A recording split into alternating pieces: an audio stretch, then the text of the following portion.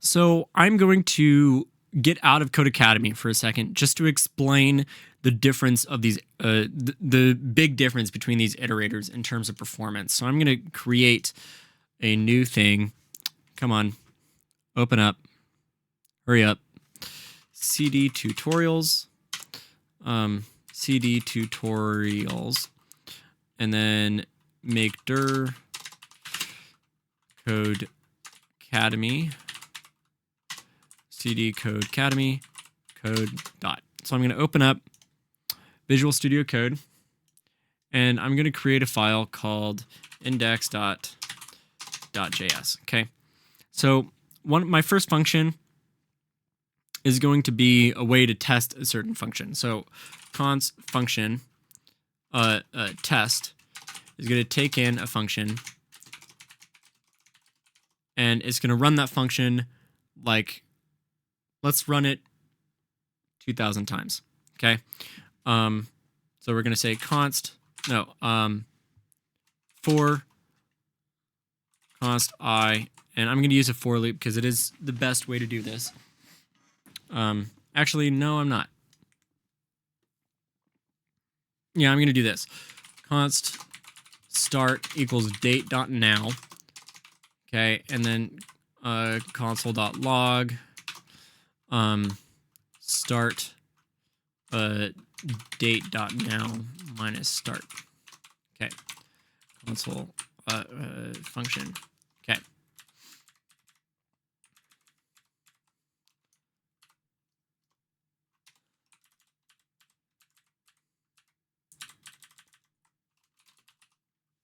So what this is doing is date.now is basically actually, you know what? I'm not even going to use that. I'm going to use performance.now because I'm in Node.js. I'm going to use performance.now, which will be more precise. So performance.now will return basically the number of milliseconds since the instance has started.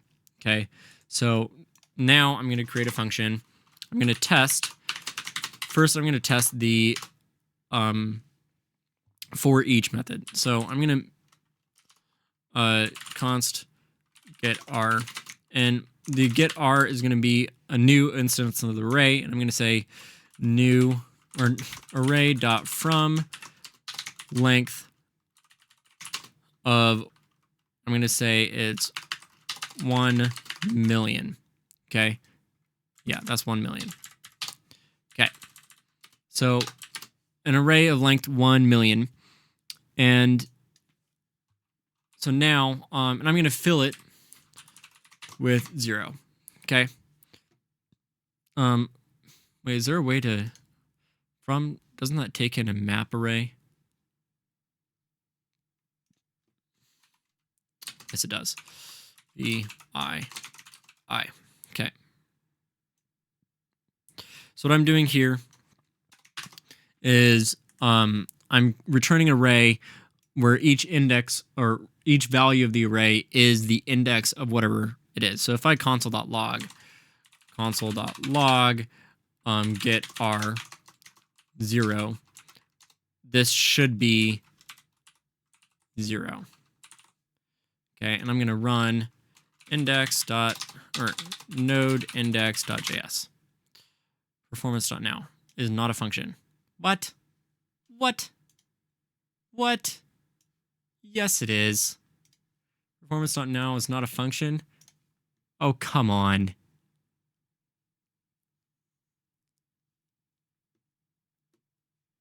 So I guess I need that. Whatever. I'll use date.now, but whatever. Okay. That took 25 milliseconds to do that. Oh, I suppose that makes sense. So your baseline to create that is going to be 25 milliseconds. Okay. I'm okay with that. So it's because I'm already looping through once. So whatever. So as you can see, return 0. If I do 100, this should return, I need to save it. It'll return 100. Okay.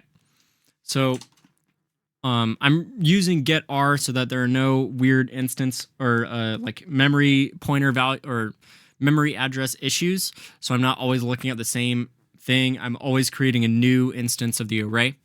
So I'm going to zoom in so it's a little bit easier to see. Let me zoom in a little bit. So first, my test will be to return or just loop through. I'm not going to console.log, but I'm just going to loop through and multiply each value by 2. Okay, so get r. Now I'm going to for each, and I'm going to loop through value v times 2. That's all I'm going to do with that. And I'm going to do the same thing, but I'm going to do it using a for loop. So I'm going to say for let I in get r. Actually, I'm going to say const r equals get r. Okay, for let I in r.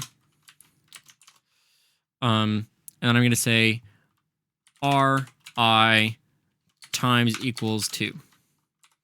No, I'm not going to do ri times 2. It's just going to be I times 2. The reason why I'm not ri equals is because I don't want to assign it, which also takes some performance aspect, because I'm directly comparing these two. Okay. So I'm also going to add in a test name. Name. There we go. Now I have to pass in a name for Array.forEach.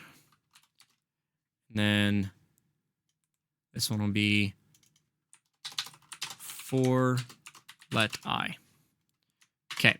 So actually, I'm not going to do let I in array. I'm going to do let I equals 0. I is less than r.length I plus plus. Okay. So there's that one. And I'm also going to do one more for const I of r. All I do is I times 2. So this is doing this. So this I is now referencing inside of that array. So let's run it. It injects. 23 milliseconds. Let's make these a little bit longer. So all of these arrays are now going to be an extra 1,000 times longer.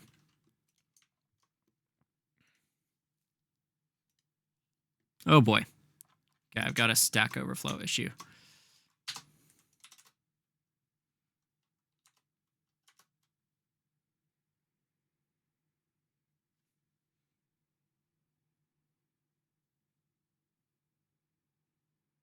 Okay, so this was the for let I of, and this is for let I equals 0. And it looks like the for let I up. So the for each is clearly longer. It takes longer than the for let I and the for let I of. For let I equals 0. And for let I of is slightly less performant. This one using of is slightly less performant than this one. But it is clear that the for each is less performant than the others. Okay. So now let's test something else. Let's test, I'm going to comment those out. Let's test creating a new array. So test, let's use for to create a new array. So now we're going to be const r equal, or const new r equals, I'm going to be assigning it to a new array, get r dot map, and then I'm going to be returning v times 2. Okay, that's all I'm going to do. I'm just going to create a new array of function of numbers where the value is equal to value times 2, and I'm going to put this on a different line because it's a little harder to read. So now test, that's the map function, map. Now I'm going to test the for method. And this is the for push method, okay? So now I'm going to say const new r equals array, and for, and we saw that let I was more performant, but I'm going to do both. Actually no, we saw that let I was more performant. So I'm going to do this. const r equals get r. Okay. And notice how I know that this starts with a 25 millisecond thing, but this get r is always run in every single method or every single function. So I don't care. It's always off by the same amount or roughly the same amount. And I think it's more than 25 milliseconds now because it's probably like 250 milliseconds since I added some more. Maybe 2.5 seconds. I don't know. I genuinely don't know. So now I'm going to say new r.push, and I'm going to push ri times 2. So now I am going to do this. I'm going to run it and see what happens. So the biggest difference is one is creating using map, and the other one is using a for loop, and I'm pushing. So map took less time. What? What? That is not supposed to happen. Push is supposed to take in a lot more time than map. That's weird.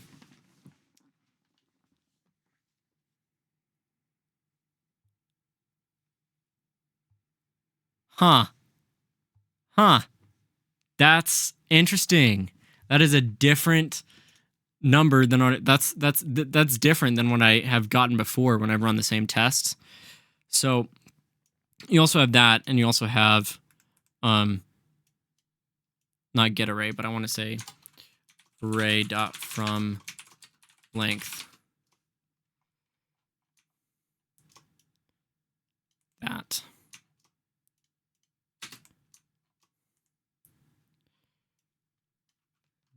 New ri equals ri times 2 for sign. This is interesting. That's not supposed to happen. It's around the same number. Huh. This is saying that for push is more performant. And that is not supposed to happen. Oh, and clearly this is significantly less performant. Like way less performant than for assign or than for push and map. But if you go onto Stack Overflow or anything, map or for push.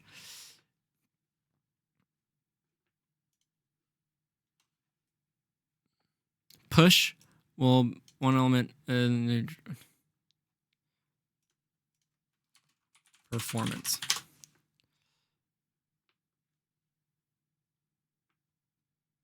Map versus for loop. I almost never use for loops in JavaScript, so why use map? So I'm curious. Anyway, so this test is different than the last time I ran the same exact test. And I wonder why. I don't really understand why it's different. Because this is... map is supposed to be a lot faster than for push and for assign. So I genuinely don't understand. Maybe if I get rid of this get r and I just make it r and I don't make it that.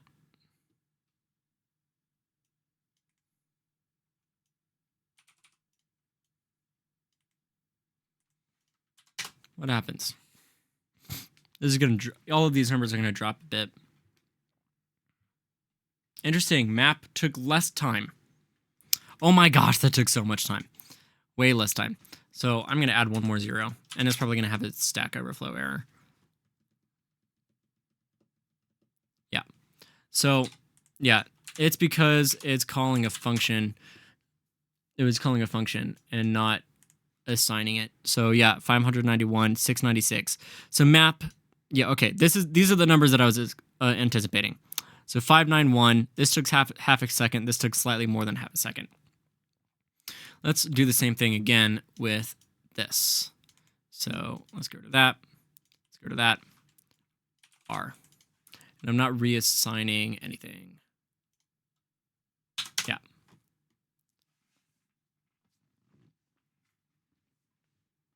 So, oh wow, you can really clearly see the difference here. So for let I is really performant.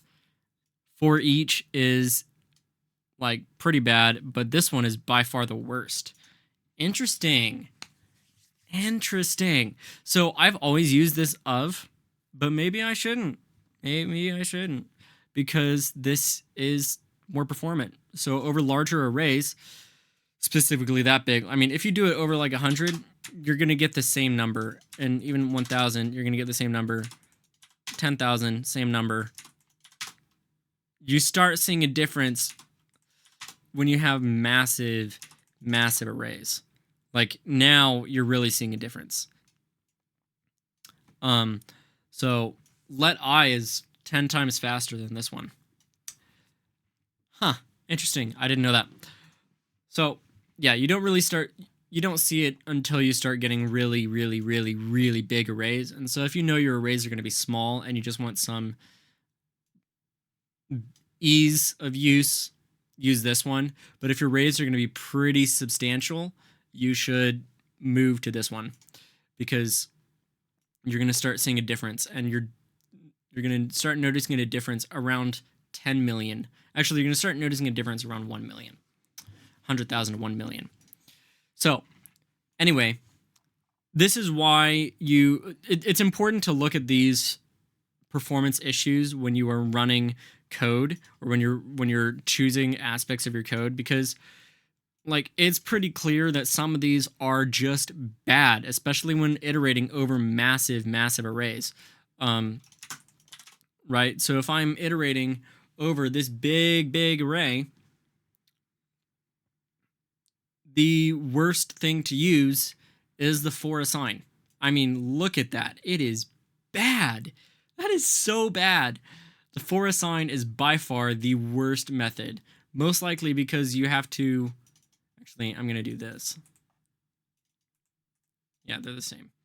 Most likely because it had to create another array, and so it already multiplied the initialization process by 2, and then it looped over it again. But it's clear that the for let I is so much faster.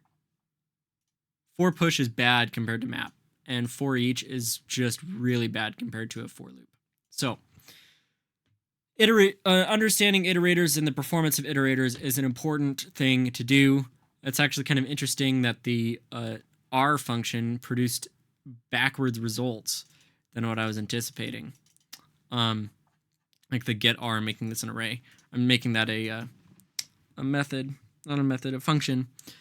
So anyway, this is important to really dive down and understand what's going on. And you can do it yourself on your own thing. And I would recommend doing something like this where you're testing and you put a name in your function and you just test different ways of solving the same problem and see how they perform against each other. This is just generally a good thing to do. And yeah, you can see the results for yourself. Copy this code and do it yourself. You'll see. It's kind of cool.